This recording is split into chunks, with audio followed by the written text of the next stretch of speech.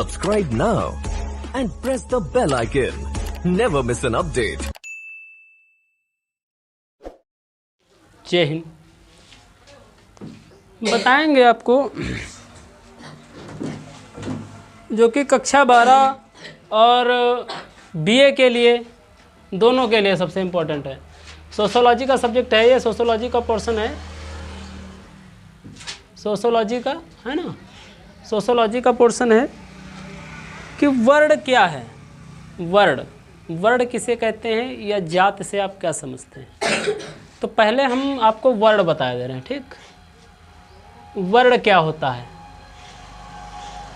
Word शब्द जो होता है, वर्ड क्या है।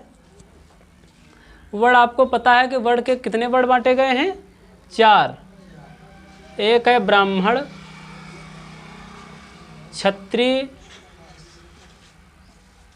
वैश्य और शूद्र, ठीक। ब्राह्मण, क्षत्रिय, वैश्य, शूद्र, 4 वर्ण बांटे गए हैं, ठीक। तो इस प्रकार से वर्ण बांट करके इनको वर्ण बांटा गया कहने का काम कि किसका क्या कार्य था, किसका क्या कार्य था उसको कार्य। क्योंकि ब्राह्मण का कार्य था कि पढ़ना लिखना और लोगों को ज्ञान देना, इतना काम ये ब्राह्मण का होता था, है ना। तो ब्राह्मण ही केवल शिक्षा का अर्जन करते थे, शिक्षा का जो ग्रहण करते थे वो केवल ब्राह्मण का ही काम था। और बाकी थोड़ा बहुत क्षत्रिय और वैश्य को पढ़ा दिया जाता था, शूद्र को बिल्कुल भी पढ़ने का अधिकार नहीं था। तो इसमें क्या हुआ कि वर्ण को 4 भागों से बांटा गया और 5वां वर्ण एक और मिल जाता है। 5वां वर्ण के नाम से जाना जाता है। जैसे किसी चीज़ पे या किसी इंसान पे किसी जोर ज़बरदस्ती से उसको अपने पास मिला लो, अपने में मिला लो, तो वो 5वां वर्ण कहलाता है। या किसी राज्य को तबाह करके दूसरा राज्य अपने राज्य में मिला ले तो वो 5वां वर्ण भी नाम जाना जाएगा, क्योंकि वो उसके अधीन हो जाता है। तो इसमें बात करेंगे हम केवल वर्ण में 4 वर्ण हैं जो 4। ब्राह्मण है, ब्राह्मण को पढ़ने लिखने का अधिकार था, बाकी किसी को पढ़ने लिखने का अधिकार नहीं था। ये वर्ण बांटे किसने थे, ये वर्ण बांटे किसने थे। तो वर्ण बांटने का काम ही ब्राह्मणों का था, वर्ण बांटने का काम ब्राह्मणों का ही था, है ना। बांटे क्योंकि अपने काम के अनुसार उन्होंने बांटे थे। क्षत्रिय का काम क्या था, केवल युद्ध करना और युद्ध के लिए हथियार तैयार करना युद्ध के लिए।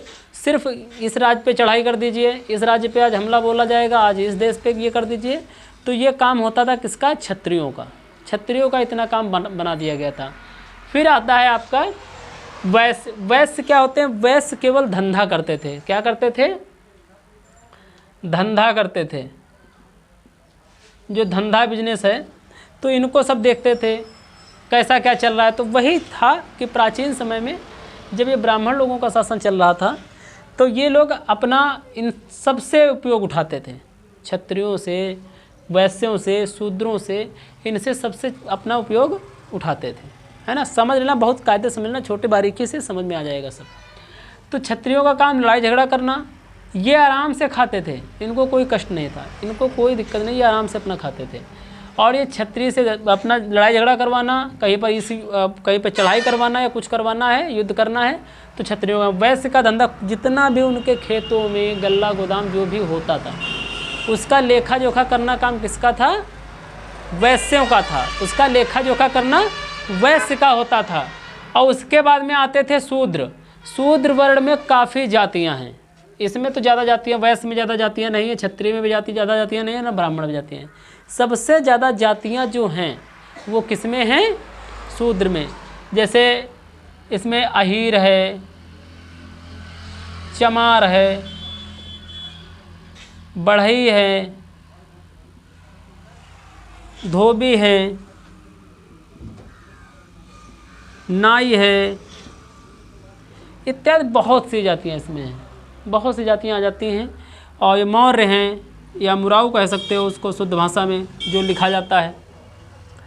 तो इस तरीके से सब बहुत सी जातियाँ, इसमें काफ़ी जातियाँ और होती हैं। तो इनका सबसे उपयोग होता था। जैसे अहीर का काम क्या था कि केवल गाय पालना और उनका दूध घी जो भी है उनको ब्राह्मणों के घर पहुंचाना, उनको खिलाना पिलाना, गाय भैंसों की सेवा करना, गाय चराना, ये काम था। चमार का काम क्या होता था कि केवल वो जूते बनाने का कार्य करता था। जूते, चप्पल आदि जो भी प्रकार की चीज़ें होती थी वो काम बनाने का कौन करता था? चमार वर्ग करता था। उसमें आता है बढ़ई। बढ़ई का काम क्या था? केवल लकड़ी का काम जितना है, जितना भी लकड़ी का काम देखा जाएगा वो सब बढ़ई की देख रेख में होगा, बढ़ई उसको संभालेगा। ये सब इन्हीं की बुद्धि है। ठीक। फिर आ गया धोबी। धोबी का काम क्या था? केवल कपड़े धुलना। राजा महाराजाओं के घर थे, क्योंकि राजा महाराजा यही लोग थे। राजा महाराजाओं के घर के कपड़े, जमींदारों के घर के कपड़े कौन धोता था? धोबी धोता था।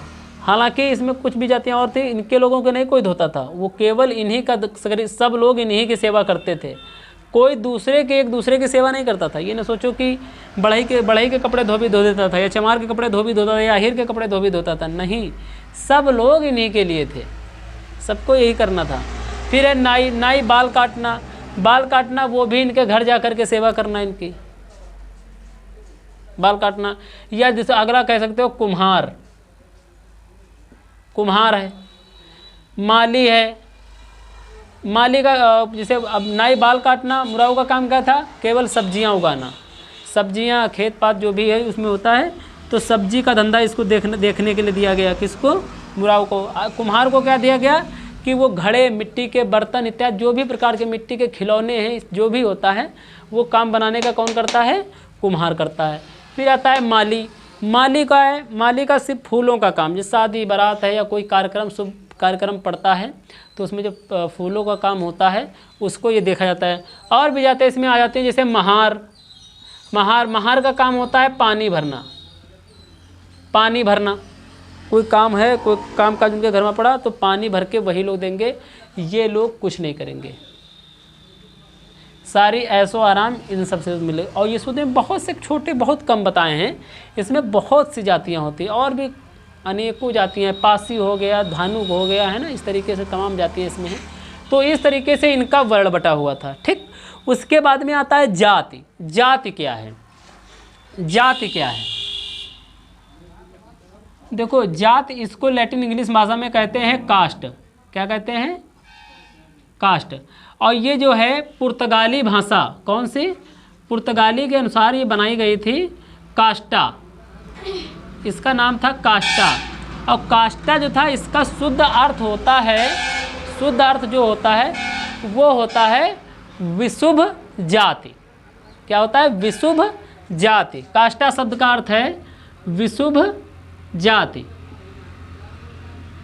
ठीक। कास्टा अर्थ का होता है, कास्टा शब्द का अर्थ होता है विशुद्ध जाति। यानी कास्ट से, कास्टा से कास्ट बना था, उसी को हम लोग क्या कहते हैं हिंदी में?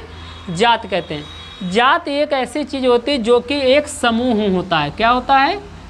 समूह होता है। जाति का एक समूह होता है। जैसे कोई समाज है तो उसमें बताया गया, जैसे जातीय जनगणना होती है, कुछ होती है, तो देख लिया गया कि मौर्य समाज में इतने लोग रहते हैं, मौर्य समाज में कितने लोग हैं, या चमार समाज में कितने लोग हैं, या बढ़ई समाज में कितने लोग हैं, या धोबी समाज में कितने लोग हैं। और जो ये समाज होता है, जो ये समाज होता है वो क्या होता है? एक ये जात होती है, पहचान होती है। वैसे इंसान की तो कोई जात नहीं होती, क्योंकि उसकी कोई पहचान नहीं होती। जातियाँ किसकी होती हैं? जानवरों की होती हैं। क्योंकि जानवर को आप नस्ल से पहचानते हैं क्या? कि ये भैंस प्रजाति है, ये गाय है, ये बैल है, इस तरीके से हम लोग पहचानते हैं। लेकिन इंसानों में अगर जब तक बताया नहीं जाएगा कौन किस बिरादरी का है, तो क्या कोई जान पाएगा? कोई नहीं समझ सकता है उसको बता। लेकिन भैंस को क्या बताना तुमको पड़ेगा कि हाँ ये भैंस है। उसको तो सभी लोग जानते हैं कि ये भैंस, ये ऐसी भैंस होती है, या बैल ऐसा होता है, गाय ऐसी होती है, बकरी ऐसी होती है, तो उसकी जातियाँ होती हैं। हालांकि जातियाँ इसमें बांटी गई, तो एक ही प्रकार का जो समाज होता है उसको जाति कहते हैं। ठीक। एक ही प्रकार का जो समाज होता है उसको क्या कहते हैं हम लोग? जाति कहते हैं। समझ रहे हो? एक ही प्रकार का समाज या कुछ कोई भी समाज का संगठन होता है उसको क्या कहते हैं हम लोग? जाति कहते हैं। अब फिर जैसे अगर क्वेश्चन आगे मिलता है, अभी आगे क्वेश्चन और मिलेंगे, जिसको कहते हैं समुदाय। समुदाय क्या है? क्वेश्चन है इसमें, समुदाय क्या है? समुदाय होता है और समिति होती है। समुदाय होता है और समिति होती है। समुदाय क्या होता है? समुदाय लोगों से मिलकर बना हुआ एक ग्रुप होता है, एक समूह होता है जो लोगों से मिलकर बनाया जाता है। जैसे कोई मोहल्ला है, बता दें कि फलाने का मोहल्ला है, ये ढिमाक बिरादरी का मोहल्ला है, ये अन्य बिरादरी का मोहल्ला है, ये अन्य बिरादरी का मोहल्ला है। जो वो तैयार किया जाता है मोहल्ला, उसी को क्या कहते हैं हम लोग? समुदाय कहते हैं। लोगों से मिल करके जो, ये बहुत छोटे स्तर पे होता है, इसका स्तर जो होता है बहुत छोटा होता है, क्योंकि मोहल्ला जो होता है, मोहल्ला काफ़ी बड़ा तो होता नहीं है। जैसे गांव है, गांव तो गांव है, गांव में कितने मोहल्ले होंगे, कितनी जातियां होंगी? बहुत जातियां होंगी, बहुत मोहल्ले होंगे गांव में, है ना। तो वहाँ पर वो क्या होगा? वो आपका समुदाय नहीं होगा। समुदाय जो अपने ही संगठन का होता है, अपने ही लोगों का होता है, उसको कहते हैं हम लोग समुदाय होता है। ठीक, उसमें क्या होता है? उसमें कब बढ़ाए भी जा सकते हैं, घटाए भी जा सकते हैं, लेकिन समुदाय में एक ही तरह के लोग जुड़े होते हैं, सबकी समान सोच होती है, उसको हम लोग क्या कहेंगे? समुदाय कहेंगे। और फिर इसी से बनता है समिति। क्या बनती है? समिति, या आप कह सकते हो समिति बनेगा। तो समिति में क्या होगा? कई समुदाय जोड़े जाएंगे, कई समुदाय। यानी जैसे समुदाय का मतलब है कोई एनजीओ चल रहा है, कोई एनजीओ है, क्या है? एनजीओ है कोई, ठीक, कोई एनजीओ है, कोई एनजीओ चल रही, तो उसको क्या कहेंगे हम लोग? कि एक समुदाय चल रहा है, एक समुदाय चल रहा है, तो उसको हम एनजीओ कहेंगे। ठीक, उसको एनजीओ कहेंगे। जो एनजीओ है, मान लो कोई किसी के लिए काम कर रहा है, जैसे शिक्षा विभाग पे है, शिक्षा विभाग पे है, तो शिक्षा विभाग में क्या रेलवे आदमी का काम कर सकता है? शिक्षा विभाग में क्या रेलवे वाला जो अधिकारी होगा वो काम कर सकता है? वो नहीं काम कर सकता है। तो शिक्षा क्या हो गई? एक शिक्षा विभाग एक समुदाय है, रेलवे विभाग एक समुदाय है, ठीक, शिक्षा एक समुदाय है, रेलवे समुदाय है, और आपका बिजली विभाग समुदाय है, खाद्य विभाग समुदाय है, जो भी है। और इनको सबको चला कौन रहा है? उत्तर प्रदेश मुख्यमंत्री, यानी जो राज्य का है वो मुख्यमंत्री चला रहा है। तो मुख्यमंत्री चला रहा है, मुख्यमंत्री कहाँ बैठता है? आपके राज्यसभा में, राज्यसभा में बैठता है। ठीक, और जो राज्यसभा है ये तुम्हारी क्या हो गई? समिति हो गई। ये एक समिति है और इसके अंडर ये काम कर रहे हैं। समिति चाहेगी तो समुदायों में फेरबदल कर सकती है, लेकिन समुदाय अपने समुदाय में फेरबदल इतना कर सकती है कि भाई तुम यार अच्छा काम नहीं कर रहे हो, तुमको सुधर जाओ वरना तुमको निकाल दिया जाएगा, बस इतना कर सकती है। जैसे यूनिवर्सिटी, यूपी बोर्ड है, जैसे यूपी बोर्ड ले लो। यूपी बोर्ड जो होता है, यूपी बोर्ड एक आपकी समिति या संस्था कह सकते हो, और इससे जुड़े हुए तमाम स्कूल चल रहे हैं, बहुत से स्कूल हैं भाई। पूरे उत्तर प्रदेश में जितने स्कूल चल रहे हैं सारे तो यूपी बोर्ड हैं। यूपी बोर्ड हैं आपके क्या कहते हैं, जो अंग्रेजी माध्यम वाले होते हैं, ठीक है, या एनआईसी बोर्ड होते हैं, जो भी बोर्ड होते हैं। तो जो बोर्ड होता है वो एक यूपी बोर्ड, सबके पे मार्कशीट पे सबके इलाहाबाद या प्रयागराज लिखा होगा, ठीक। लेकिन किसी कोई दूसरे स्कूल में पढ़ रहा है, किसी गवर्नमेंट में कॉलेज में पढ़ रहा है, कोई प्राइवेट कॉलेज में पढ़ रहा है, अलग अलग कॉलेज में। जो कॉलेज है वो एक क्या है? समुदाय है केवल। किसके लिए? यूपी बोर्ड के लिए। लेकिन वो अपने आप में एक समिति है। कैसे? कॉलेज जो होता है, विद्यालय होता है, विद्यालय समिति कैसे है? इसमें टीचर भी हैं और बच्चे भी हैं और यहाँ पर शिक्षा भी है। सबसे इंपॉर्टेंट क्या है? शिक्षा। तो ये अपने आप में क्या एक समिति है, लेकिन इसके लिए यूपी बोर्ड के लिए क्या एक है? ये समुदाय है। उसके स्तर पर एक समुदाय, लेकिन अपने आप में यहाँ पे बहुत सारे कर्मचारी भी लगे होंगे, सफाई कर्मी वगैरह सब हर चीज़ लगे होंगे, नहीं लगे होंगे। तो ये क्या है? अपने आप में तो एक समिति होती है, और लेकिन दूसरे की नज़र में यानी छोटे से बड़ा। जैसे होता है ग्राम पंचायत, ग्राम पंचायत, ग्राम पंचायत के बाद में न्याय पंचायत, ठीक। न्याय पंचायत में और ग्राम, न्याय पंचायत के बाद में नगर पंचायत, नगर पंचायत। उसके बाद में आ जाता है क्षेत्र पंचायत, या आप विधानसभा कह सकते हो,